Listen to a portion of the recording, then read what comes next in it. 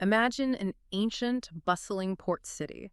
A city sitting in, well, this perfect spot connecting three worlds: the Mediterranean, the Red Sea, and the Indian Ocean. A place trading in things like gold, frankincense, even war elephants. Exactly. Now, imagine its entire history. Everything about it is just a footnote. It's only ever talked about as a useful dock for its bigger, more famous neighbors. You mean for Egypt or Rome or the Aksumite Empire? Right. Its story is always framed through them. And that's really the historical injustice we are tackling today. For centuries, this city, Adulis, has been studied as a mere periphery. A periphery, meaning. The assumption is that it was just a place where wealth was funneled out. It either went up to the highland powers like Aksum or across the sea to Rome. But what if that's all wrong? What if Adulis wasn't the periphery at all? What if it was a wealthy, complex, and independent power center in its own right? And that is the huge question behind this entire investigation. So for this deep dive, we're building on some really extensive, multi-layered research that tries to reclaim Adulis's true place in history. Right. Our source for this is the dissertation, Modeling the Local Political Economy of Adulis, 1000 BCE, 700 AC. It's a critical piece of scholarship submitted by Dr. Daniel T. Habtemichael to the University of Massachusetts Amherst Department of Anthropology back in February 2019. And we have to say, the depth of this research is just incredible. It's structured across 7 distinct chapters covering everything from theory to the exact labor costs of building an ancient house. Which is why we can't do it all in one go. So, for everyone listening, you are joining us for part 1 of a 7-part deep dive. We're dedicating all 7 parts to really understanding the political economy of Adulis. Today is about laying that theoretical groundwork. But we're focusing on Africa's classical age, which spans what, from about 1000 BCE to 700 ACE. And to really get Adulis, we have to start by, well, rethinking how we even approach African history itself. The motivation behind this research feels really powerful. It starts with this challenge. You have to study African history on its own terms, not just as a reaction to Europe. It's a call that echoes way back.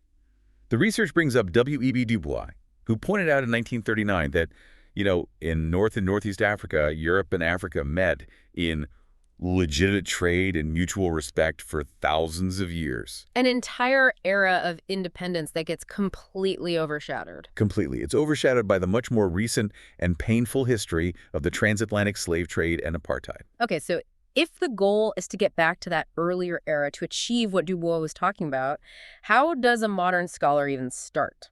The research says it requires 3 things. First, you need proper disciplinary scholarship, specifically archaeology. Why archaeology? Because the data we're digging up now, it just doesn't fit into those old convenient stories of dependency. Second, you need to be solidly grounded in that data. And third, and this is the big one, you need a radical shift in how you look at the map. A shift in perspective. Conventionally, research always breaks this area up into these neat political boxes, right? Yes. Egypt, Nubia, Abyssinia. Exactly. And the argument here is that those political labels, they actually hide what's going on economically on the ground. You miss the local engine of wealth. So instead of political units, You focus on the evident economic units. You study regions that are tied together by trade and production, no matter who was king at the time.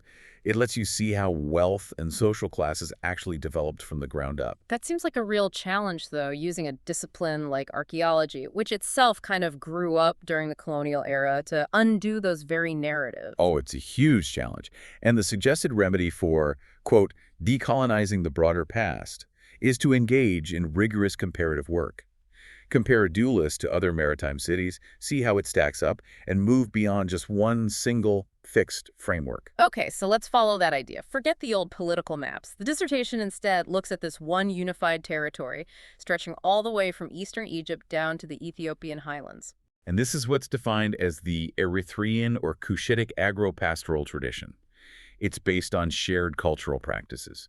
Adulis is sitting right in the center of it, on the coast of the Red Sea. And the geography there is just, it's an engine for activity in itself, isn't it? The contrast is incredibly dramatic. You gain over 2,000 meters in elevation in just 60 kilometers. Wow. So you have these totally diverse ecological zones. Yep. Coastal plains, resource-rich midlands, high-altitude farms, all packed tightly together. That density just forces economic interaction from a very early stage. And what's so fascinating here is that this region wasn't just interacting, it was innovating. Exactly. This completely challenges the old narrative of, everything diffusing out of the Middle East. Yeah. The Cushitic peoples developed their own totally independent African cultivating tradition. We're talking about indigenous grains. Two of them, teef and finger millet. And we see this as early as the 6th millennium BCE in what is now Eritrea. This wasn't an import. It was a local innovation. That's a massive point of evidence. What about other things like animal husbandry? Donkeys. We always forget about donkeys. But they were the engine of trade in antiquity. The trucks of the ancient world. Absolutely. And they were domesticated by Cushites in the southern Red Sea hills, and only later spread north into the Middle East. By the 4th millennium BCE, this whole area is a massive, active interaction sphere. And this wasn't just a local thing either. We're talking about global exchange thousands of years ago. For sure. Middle Eastern wheat and barley are moving south into Africa.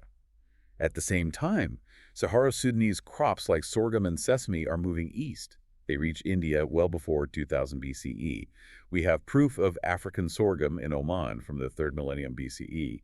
This was a dynamic zone long before the Romans ever showed up. Which brings us right back to the central problem. Despite all this deep history, Adulis always gets sidelined. It's the same story in every discipline. In Egyptology, Adulis is just part of the land of Punt, a place to get aromatics. Right. Classicists see it as the literal edge of their map. And in more recent history, it's just seen as Aksum's port, nothing more. So the end result of all these different perspectives is that Adulis becomes, as the dissertation says, a part of everywhere else, but poorly understood regarding its own local culture and economy. It's always a periphery. And this dissertation proposes the complete alternative, that the archaeological data, when you model it correctly, shows Adulis was an independent state and a center of its own. It was a core, not a periphery. Okay, so if Adulis was independent, what was the basis of its power? What made it a regional player? It wasn't just one thing, it was this strategic intersection of resources. First, you have its early and deep control over the aromatics trade frankincense, myrrh. Hugely valuable commodities. I see. Second, its ability to export war elephants.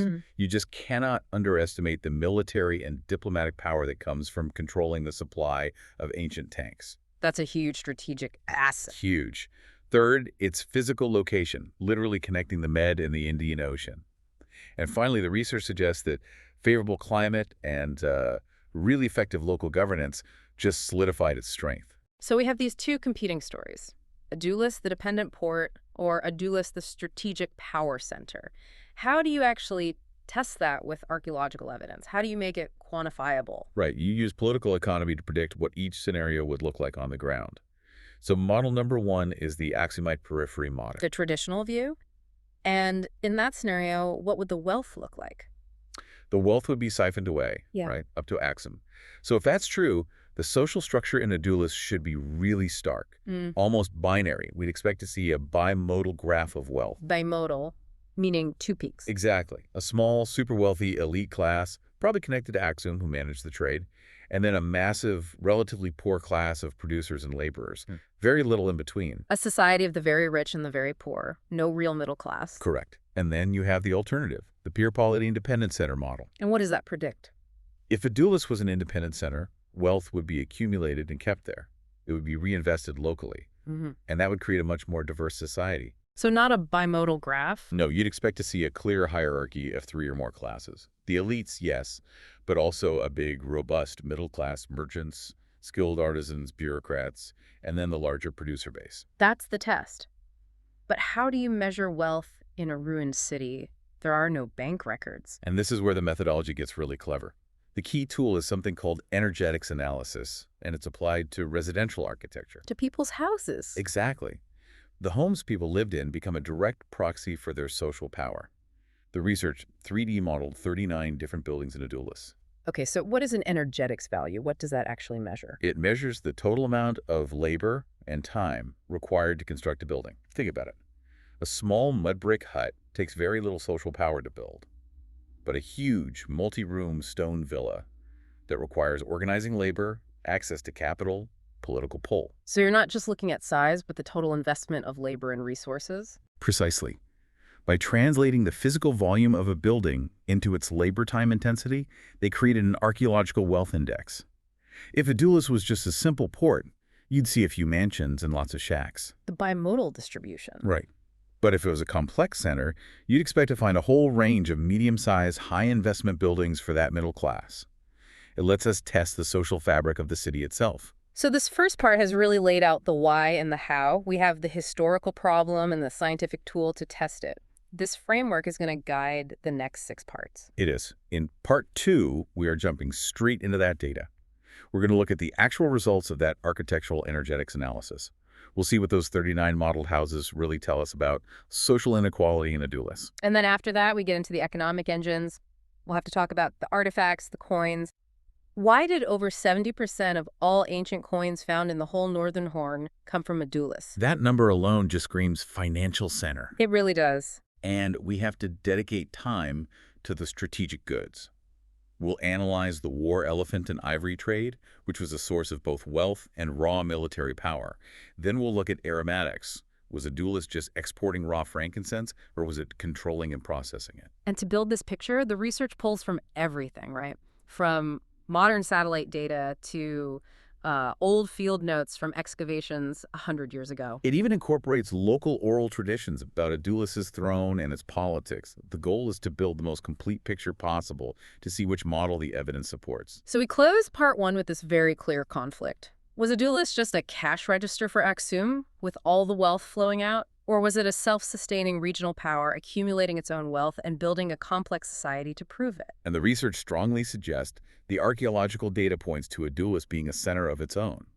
Now, if that wealth distribution shows a complex 3-tiered society, then our entire understanding of trade between the Mediterranean, the Red Sea, and the Indian Ocean has to be rewritten. You'd have to account for a major independent African power that's been largely ignored by history. And that matters for today, too. Understanding how these independent African economies worked in the past can help us develop better social theories to address struggles happening right now.